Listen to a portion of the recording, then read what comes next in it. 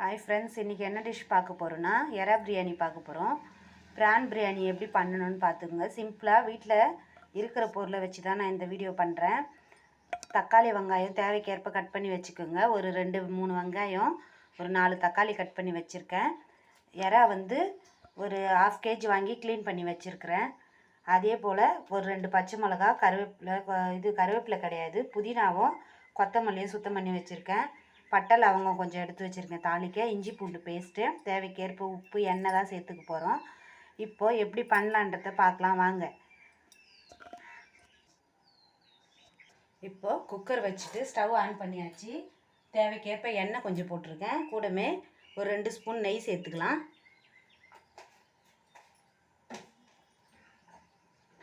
எண்ணெய் சூடு ஏறினதும் பட்டை சோம்பு சேர்த்துருங்க.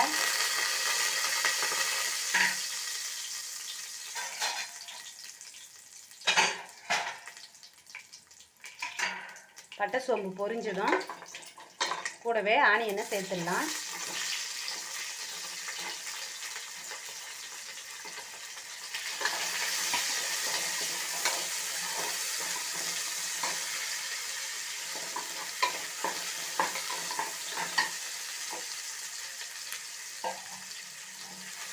ஆனியன் நல்லா செவக்கட்டும், நல்லா வதக்கிக்கோங்க. ஆனியன் நல்லா செவந்துருச்சு பாருங்கள். இப்போ வந்து இஞ்சி பூண்டு பேஸ்ட்டு வந்து ஒரு 2 ஸ்பூன் சேர்க்குறேன்.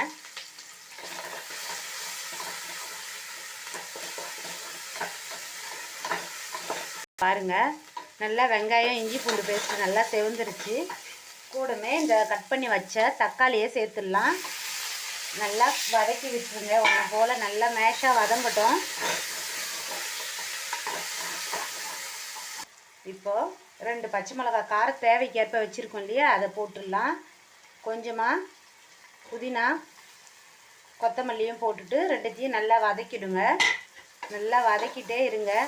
அடி பிடிக்காமல் வதக்கணும். ஃபஸ்ட்டு நம்ம பிரியாணி வந்து அடி பிடிச்சிருச்சுன்னா ஸ்மெல்லு வேறு மாதிரி மாறிடும். அதுக்காக சொல்கிறேன். நல்லா அடி பிடிக்காமல் நல்லா கிளறிக்கிட்டே இருங்க. கொஞ்சம் நல்லா வதக்கிக்கோங்க. இப்போது கருவேப்பிலை, கொத்தமல்லி, பச்சை மிளகா போட்டு வதக்கிட்டோம். இந்த இறால் வந்து சுத்தம் பண்ணி வச்சுருக்கேன். அதிலே நான் சில்லி பவுடரும் லேசாக சால்ட்டும் கலந்து ஊற வச்சுட்டேன். ஒரு 2 hours ஊற வச்சுருந்தேன். அதை இப்போ இதில் கலக்கிறேன்.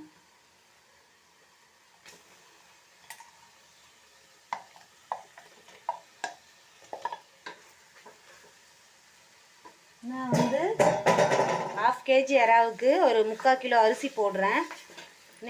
நான் வந்து வீட்டு அரிசி தான் போட்டு பண்ணுறேன். ஏன்னா நம்ம சாதத்துக்கே மெல்லிசான அரிசி தான் வாங்குகிறோம். 1 கிலோ 80 ரூபாய்க்கு மேலே விற்கிது. அதுவே பிரியாணி அரிசி தான் பண்ணணும்னு இல்லை, அதில் இனிப்பு சக்தி அதிகமாக இருக்குது பிரியாணி அரிசியில். அதனால நம்ம வீட்டில் இருக்கிற நார்மல் பொன்னி அரிசியிலே நம்ம பண்ணிக்கலான்ட்டு நான் பண்ணுறேன். நீங்கள் உங்களுக்கு முடிஞ்சால் நீங்கள் பிரியாணி அரிசி வாங்கி பண்ணுங்கள். அப்படி இல்லைன்னா வீட்டில் இருக்கிற சாப்பாட்டு அரிசியிலே சீரக சம்பா பொன்னி அரிசி சொல்லுவாங்க, அந்த மாதிரி அரிசிகள் நிறையவே விற்கிது மெலிசானது. அதிலையே நீங்கள் பண்ணலாம். நல்லா கொஞ்சம் வதக்கிக்கோங்க. இறால் வந்து நல்லா வதங்கணும். இப்போ வந்து கொஞ்சம் உப்பு சேர்த்தே வதக்கிக்கோங்க. நான் உப்பு காரம் போட்டு ஊற வச்சுட்டேன் ஏற்கனவே அந்த இறாலில். கொஞ்சம் நீங்கள் இப்போ வதக்கும் பொழுதும் கொஞ்சம் போட்டுக்கலாம். சால்ட்டு கொஞ்சம் போட்டுட்டு நல்லா வதக்கிடுங்க.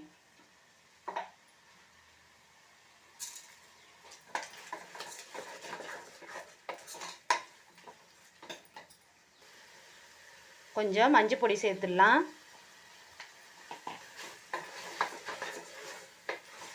நல்லா சால்ட்டு போட்டுட்டு நம்ம கூடவே மஞ்சத்தூள் போட்டு நல்லா வதக்கிடுங்க முதல்ல.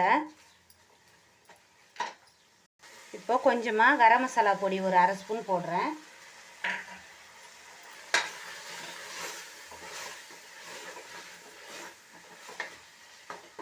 கொஞ்சம் காரத்துக்கு தேவையான சில்லி பவுடரும் கொஞ்சம் போட்டுக்கோங்க. ஒரு 1/4 ஸ்பூன் 1/2 ஸ்பூனுக்குள்ளே போட்டுக்கோங்க.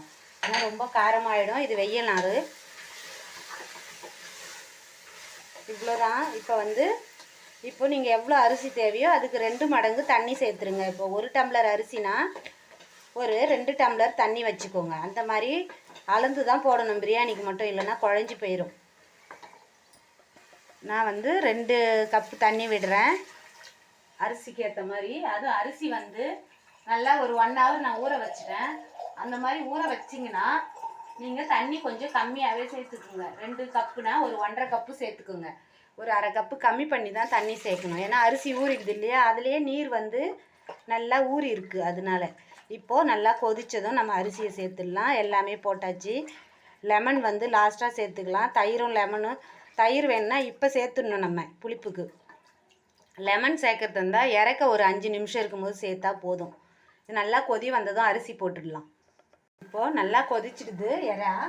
இது இறா வந்து சட்டுன்னு தான் வெந்துடும். நம்ம சிக்கன் மாதிரி கொஞ்சம் கொதிக்க வைக்கணும்னு அவசியம் இல்லை. ஆனால் கொதிச்சிடுது. உப்பு காரணம் ஊறணுன்றதுனால நம்ம நல்லா கொதிக்க வச்சோம். ஊற வச்ச அரிசியை இதில் சேர்த்துடலாம்.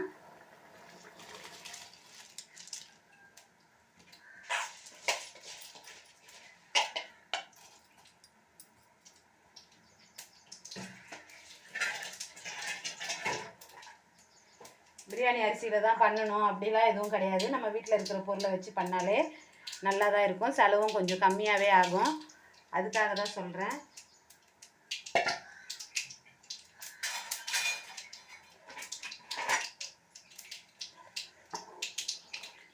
உப்பு இருக்கான்னு டேஸ்ட் பண்ணிவிட்டு தேவைக்கேற்ப கொஞ்சம் உப்பு போட்டுடுங்க. ஏன்னா ஃபஸ்ட்டு நம்ம கொஞ்சம் தான் போட்டோம், அதனால தான் சொல்கிறேன்.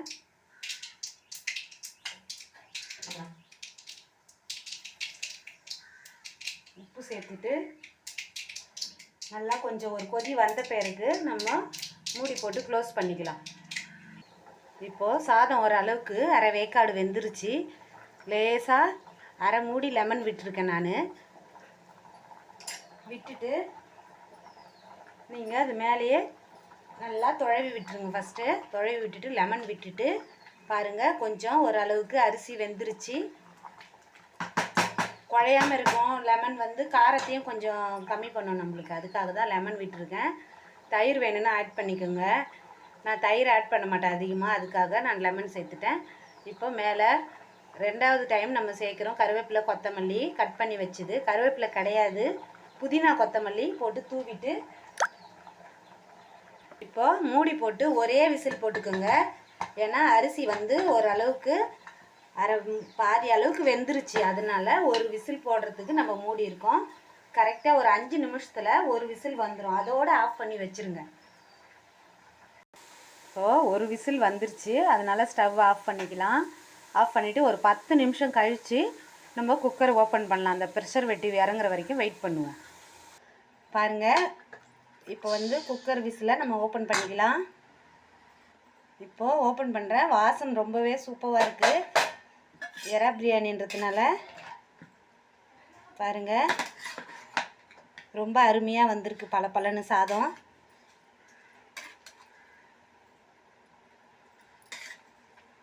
கிளறி விட்டுட்டு கொஞ்சம் ஆர்ட்டுன்னு சூடாகவே பரிமாறுங்க, நல்லாயிருக்கும். எறா பிரியாணியோட ஒரு முட்டை தொக்கு, ஆனியன் பச்சடியோட நம்ம சாப்பிட தயாராகிடுச்சு எறா பிரியாணி.